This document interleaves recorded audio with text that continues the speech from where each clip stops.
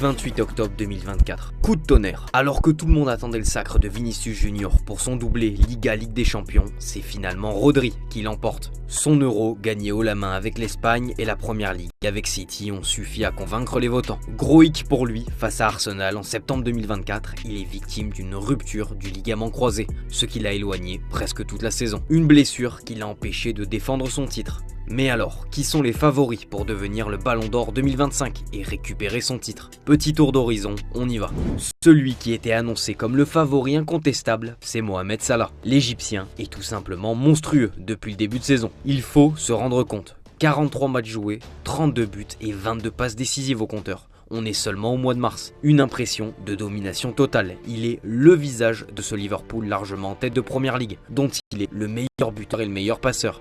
Il a aussi écrasé la phase de groupe de Ligue des Champions. Régulier au plus haut niveau depuis plusieurs années, cette saison fait figure d'exception. Il n'a jamais eu de chiffres aussi élevés à ce stade de la saison. Salah était pied au plancher, direction le Ballon d'Or, sauf que le PSG l'a stoppé. Depuis les huitièmes de finale et la confrontation face au PSG, la donne a changé. Muet à l'aller comme au retour, Salah n'a pas pesé. Dans une saison où il n'y a pas de compétition internationale cet été, c'est la Ligue des Champions qui sera l'élément déterminant. Et cette élimination précoce fait de lui le grand perdant de cette course au Ballon d'Or.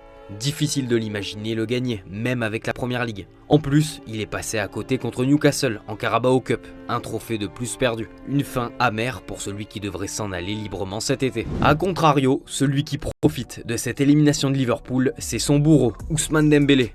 Oui, Ousmane Dembélé dans une discussion de Ballon d'Or. Ça paraît dingue, mais c'est bien réel. L'attaquant parisien est tout simplement en train de réaliser la meilleure saison de sa carrière. C'est lui qui a permis au PSG d'emmener Liverpool en prolongation à Anfield en marquant le 1-0, puis son penalty pendant la séance de tir au but. Son talent était indéniable, mais le reproche principal était sa finition. Avec le départ de Mbappé, c'est lui qui a récupéré les clés de l'attaque et qui devait devenir le patron. Métamorphose réussie, on est passé du joueur frustrant au buteur létal. Triplé face à Stuttgart, Brest, doublé contre Monaco, buteur contre l'OL, l'OM contre Manchester City.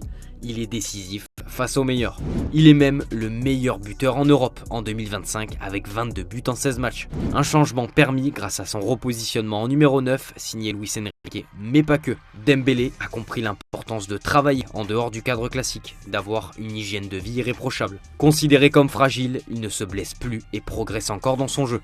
Son record de buts en une saison était en 2018-2019 avec le Barça et ses 14 buts. Rien qu'en 2025, il l'a déjà explosé. Une métamorphose phénoménale. Vainqueur du trophée des champions, bien parti en Coupe de France, vu le tableau, et presque déjà champion en Ligue 1, tout en étant le meilleur buteur, il est le leader d'une équipe qui écrase tout sur son passage. Une victoire historique du PSG en C1, en étant décisif, lui permettrait sans aucun doute de prétendre au Ballon d'Or. Il remplit toutes les cases, statistiques individuelles et collectives. Mais Dembouz devra faire face à l'un de ses grands amis, qu'il a d'ailleurs remplacé au PSG, Kylian Mbappé. Les deux sont décidément liés, puisque derrière Dembélé, le Kicks compte 29 buts, dont 17 en 2025, ce qui fait de lui le deuxième meilleur buteur européen. Si l'on replace le cours de sa saison, Mbappé a eu du mal à démarrer. Ses premiers mois ont été compliqués, avec les pénaltys loupés face à Bilbao et Liverpool, ses 8 hors-jeu contre le Barça, les médias espagnols l'avaient descendu. Très longtemps décevant, il a finalement réussi à se remettre à l'endroit et renverser la vapeur, au point de presque déjà faire mieux que CR7 lors de sa première saison madrilène. Encore un doublé face à Villarreal, tout récemment, témoigne de son retour. Même sans être parfait, Mbappé sait se montrer décisif, il est le meilleur buteur du Real. Au contact du Barça en Liga, en ballottage favorable pour la finale de Coupe du Roi, il a en plus déjà enregistré 2 trophées, avec la Super Coupe d'Europe face à l'Atalanta et la victoire en Coupe intercontinentale. Chaque fois, il est buteur. Mbappé est deuxième au Pichichi avec 2 unités de retard seulement sur Lewandowski. Il faut être clair, Mbappé a eu des hauts mais aussi des gros bas avec le Real.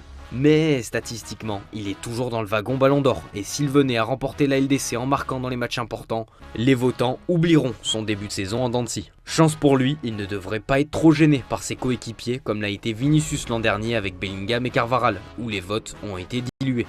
Vini agace par son comportement autant en interne que dans la presse, qui a fait le choix de surtout encourager Mbappé. Le fair play fait partie des critères et c'est ce qui lui a peut-être coûté le Ballon d'Or précédent. Le Brésilien continue de faire la polémique et peine à être décisif cette saison. Il ne tient pas sa promesse d'en faire 10 fois plus. Son penalty complètement loupé face à l'Atlético en est le symbole.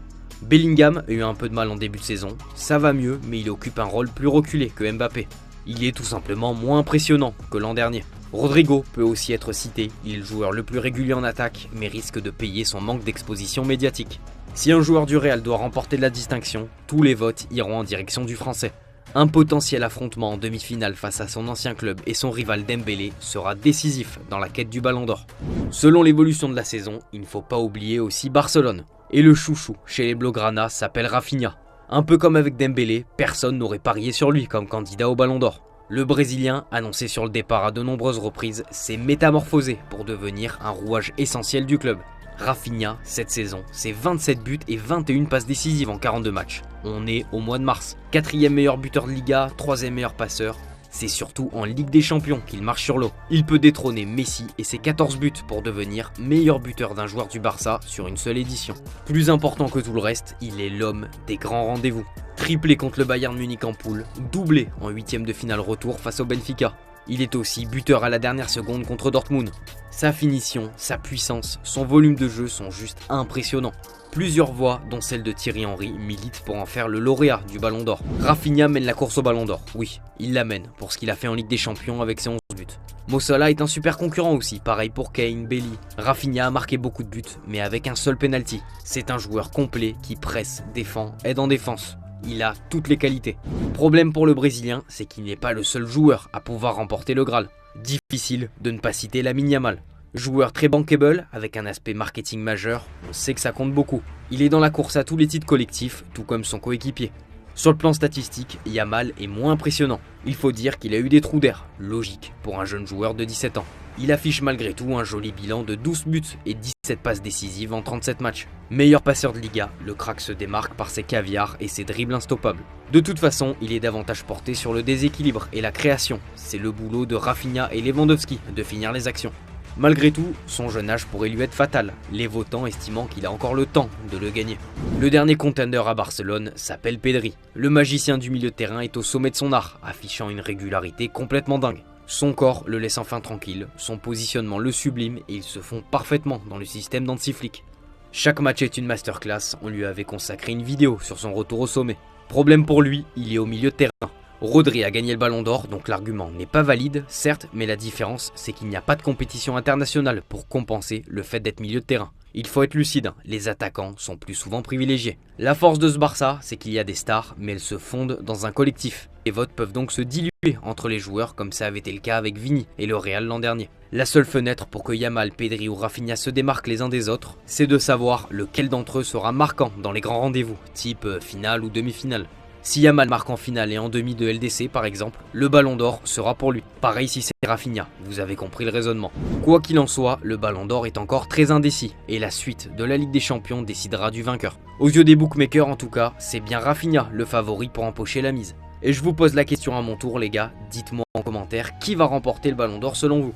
Abonnez-vous et likez la vidéo pour donner de la force si c'est pas fait. On se dit à très vite sur Foot Mercato FC. Ciao ciao.